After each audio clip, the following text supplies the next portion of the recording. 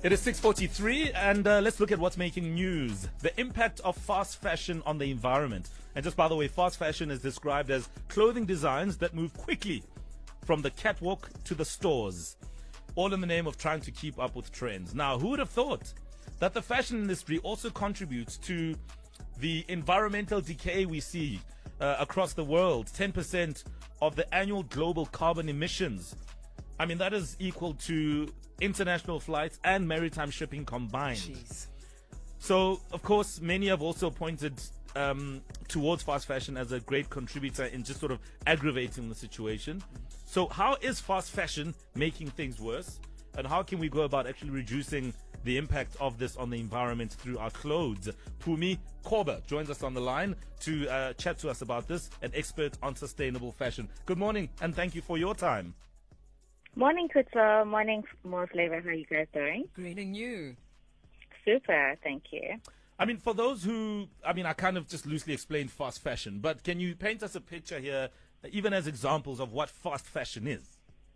Correct. So, Mo, you touched on it so well. It is fashion that is known for, it's generally characterized by lower pricing, speedy manufacturing, and, quick and easy shipping lead times. And it's generally increased by the consumer's appetite to be on trend, and it's known as more instant gratification kind of fashion. I see. I think I have a pretty good idea. I've even got some stores in mind. We all do. That are guilty of churning out that fast fashion.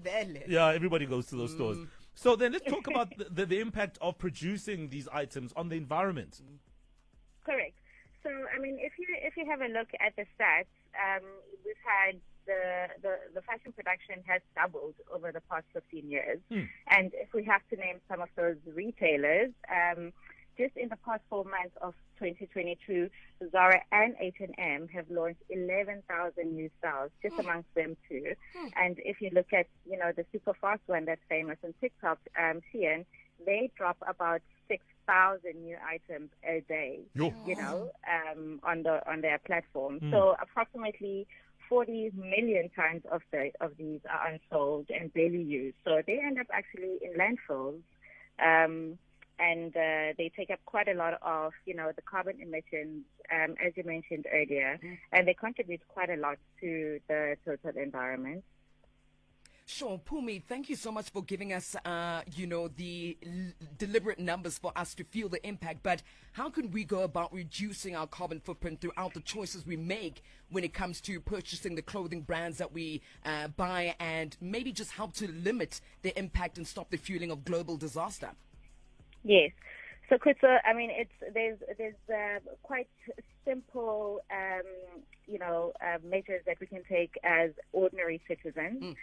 One of them is to embrace the circular fashion economy, and that is by sharing, reselling, upcycling, and renting previously owned fashion. This not only, you can extend the life of a garment, but it also reduces the need for us to constantly be shopping for new items. I just want to know as well, before we let you go, Phumi, what sort of materials are being used, when these clothes are produced? Because, I'm just thinking about, sort of the environmental impact also from that point of view. Yeah, so, quite a lot of the fabrics that are used within almost every clothes is polyester. Sure. And, polyester, has got quite a lot of plastic components in order to make it stretchy. So, you can imagine the production of plastic across all any fiber is not that great for the environment, and also it's really difficult to decompose it. So when it does fill up those landfills, it's really borderline. It takes a number of decades just for it to decompose. Absolutely fascinating. Phumi, at this point, you're saying to us we must basically thrift our whole lives. We must just thrift. We just need to be much more responsible. Sure. We need to be much more responsible about the way that we consume fashion.